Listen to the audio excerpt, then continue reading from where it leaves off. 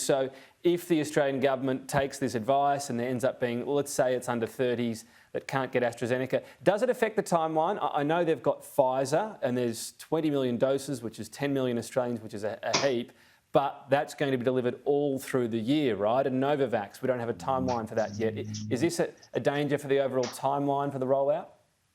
Oh, look, they'll have to look at that and review their timeline if they put changes in place. They'll be looking at the data themselves rather than following the UK lead on a decision. They'll actually be doing exactly what the UK did and doing the analysis themselves to see what's right for us. At the end of the day, our 20 to 30-year-olds were the last in line for the vaccine anyway, apart from those essential workers, frontline workers and so on.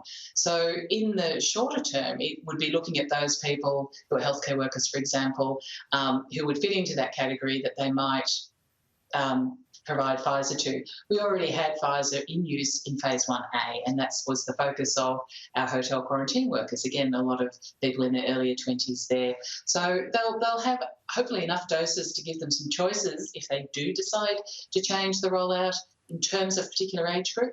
But later in the year, when we've got more lead time to get these vaccines in, the Pfizer vaccine, that's when we'll be starting to get into our subsequent phases where we'll be looking finally to reach our young adults.